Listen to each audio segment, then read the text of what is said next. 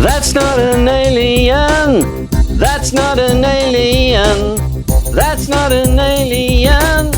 That's not an alien.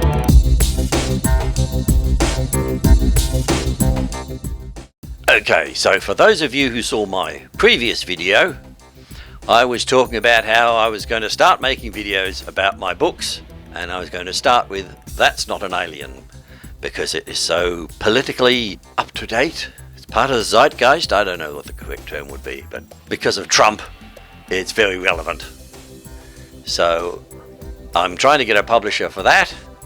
What was originally a trilogy has now been broken up into 8 books, all less than 100,000 words, mostly. If a publisher puts out a book 800,000 words, and you walk into the bookshop and you see the great thick thing by an author you've never heard of, you think, I'm not going to fork out big bucks for that.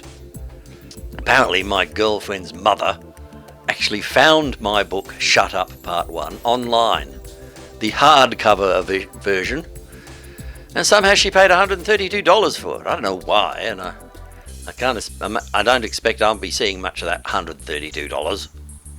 And I said to her, well, you'll have to show the book to me because I've never seen my book in hardcover. So if you're trying to entice somebody to buy a book by an unknown author, don't make the book too big. If you're J.K. Rowling, you can do, here's Order of the Phoenix, it's 800 pages, put up with it. So maybe my books will be thin to start with, but then they might get thicker in the future. But then a publisher wrote to me and said, well, the first book can be thick, but then the subsequent ones should be thinner because people might lose interest. So if they start to get bigger, they think, oh God, I'm not going to buy that thing. The first 3 books were bad enough. It can go either way, who knows? So I'm basically going for 100,000 words. So the first book, That's Not an Alien, has been split into 3, and it's got cliffhangers at the end of the first 2 books. Then the next book, which is called Star Channel, it got broken up into 3, and it has cliffhangers.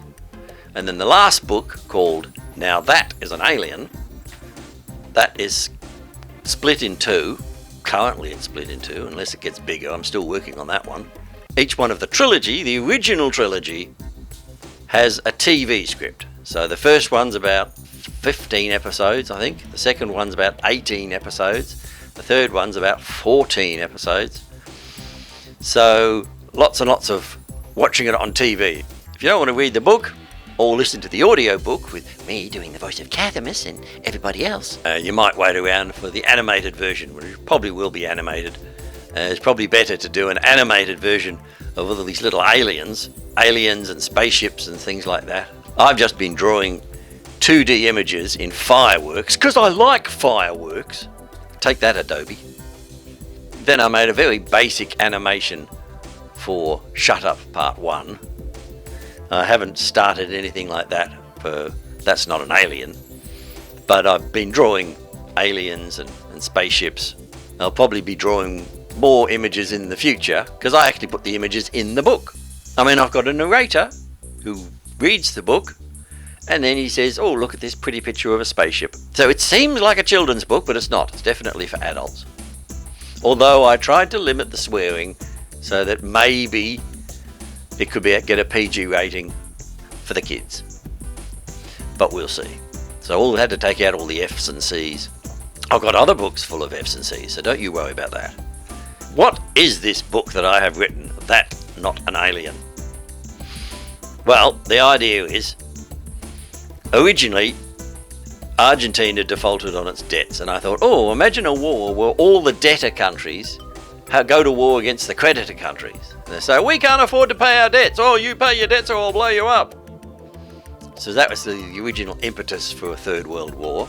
And then I had all the political divisions, which at the start was just Republican and Democrat. They wanted to be 2 separate countries. So America was going to basically break into 2 separate countries. But then when Trump came along, he was so divisive that I thought, oh, look, this is good. I'll have a black country as well, and that gays and the transsexuals and the Mormons and even the redheads. Everybody wants their own country because they just can't get along with anybody else. So much for Kumbaya and the spirit of friendship. Books got longer and longer because I kept talking about the politics as well as the aliens. But I wasn't going to go into great detail. I figured maybe one day somebody could put out a TV program called DSA, Divided States, and they would go into the minutiae. Every episode would be sort of the minutiae of separate countries fighting with each other. The women fighting with the men, and the whites country fighting with the black country. But I couldn't be bothered doing that. There's only just occasional references to, oh look, somebody blew up the Eiffel Tower, terrorism and things like that. I had to make sure that when the aliens came to Earth, they're just cute little aliens who've come here as tourists and they want to pat a kangaroo and take pictures and enjoy the sunshine and that kind of thing. They've obviously heard of the Earth because they sort of know what to expect. Blip, who was the tour leader, at one point he goes into a house and he's trying to show them all the consumer goods. But due to a complication in the story, the homeowners, the Zintner family, have turned off the power because there seemed to be something wrong with it. Something that was actually caused by the aliens, but anyway, we'll settle that in court later. So it's like Blip's holding this hairdryer and goes, oh, look at this, and nothing happens. Somebody sticks their hand in the blender, pushing the little blades around, trying to get it to work, and nothing happens. They're cute little aliens, rather than menacing, and they're not even like the mogwai that turn into the gremlins if you feed them after midnight, that sort of thing. But I do have the big furry aliens, the cavern mouth aliens as they get called. They're the sort of the bad guys who come along later in That's Not an Alien. Otherwise, they're going for a bit of a cute factor, you know. Sometimes they're sleeping and they're sucking their thumbs and things like that, little round cuddly things. Now, they were based on these two characters from a little German or Dutch puppet show. And it had these two little characters, Ips und Ix und Ips. And one of them was a sort of, I think, tall and green, and the other one was sort of round and blue. And all I remember is that they'd say, at the end of the show, they'd go, Limonada, ya ya ya. And they'd have their hands sewn into their pockets. But anyway, I saw that and I thought, oh, that's cute. So I created this little character, Spuffy, S-P-U-F-E-E. Small person used for explaining everything. And then when I started writing books, and I'd be editing and all that, Spuffy would be there saying, oh, this bit now goes to page 56, or expand on this bit, move this to come later after this other bit. And then when I started doing That's Not an Alien, I sort of took the Spuffy character and made him blue and said, right, you can be one of the aliens. And then I made Blip, based on a sort of a perfume bottle. And then another one which is green and looks a bit like a cucumber, has hands very much like the alien in War of the Worlds. So all of this stuff, I put all this together in this book. And the funny thing was, I just had this idea when I saw Morons from outer space. The aliens were being sort of chased by the humans. So, oh, alien invasion! Griff is protecting them and he's saying, look, they're just a bunch of aliens who've come to Earth to do a bit of shopping. And I thought, that's exactly what I need. You know, these are just aliens. They're just here as tourists. They don't want to cause any harm. They don't want to invade the planet. It's not their fault you're having World War III. So, of course, they turn up and all the humans think, oh, they've come to teach us how to have peace and love. Like it's a Star Trek episode.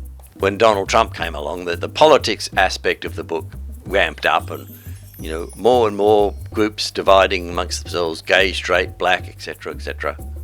Well, the first thing I had to deal with is, are the aliens going to turn up and say, we come in peace? And I decided, no. All they do is say, blah, blah, blah, blah, blah, blah, blah. For the first book, at least, nobody knows what they're saying. So it makes it so much easier to think, oh, the aliens have come here to spread world peace. Isn't that right? Blah, blah, blah, blah, blah, blah, blah. See? He agrees with me. So by not understanding a word they say, they can sort of twist and pervert and use them for their own devices, rather than the aliens saying, look, I'm not going to put up with this. I'm going back to my home planet if you don't behave yourself. If you don't behave yourself, I'm going to turn this spaceship right round and go home. Now, I will spoil things a little bit. The humans go looking for the alien planet, and they do invent a translator so they can speak their language, or a vague translation of it.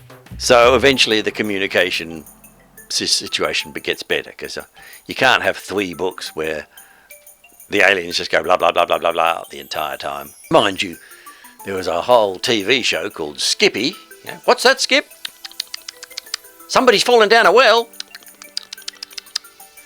So yeah, too much body language and pointing and things like that.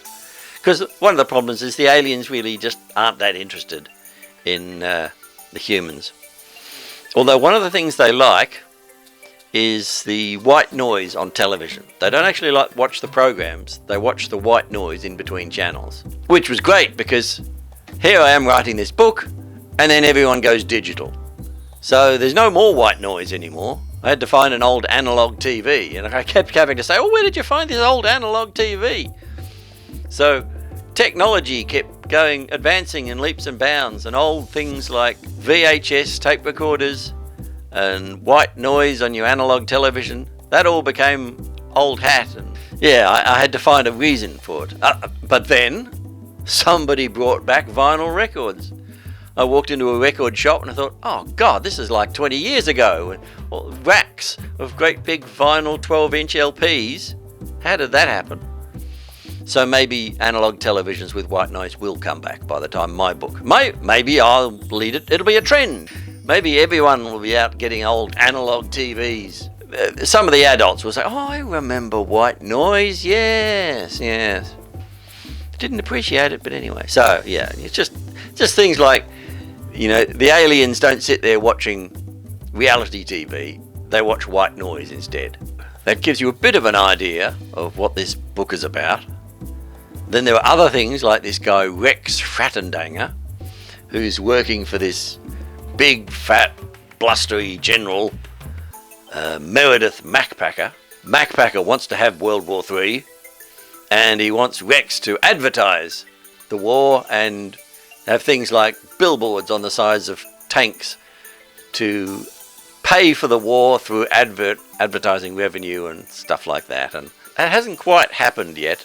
We have ads about join the war, but we're not really using tanks with a billboard for a bottle of laxatives.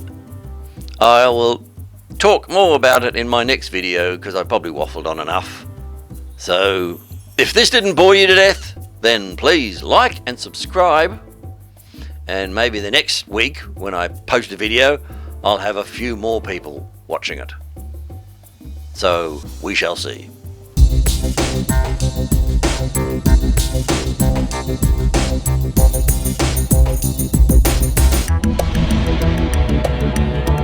Why not subscribe to youtube.com/ScuttyArk and never be bored ever again? Possibly.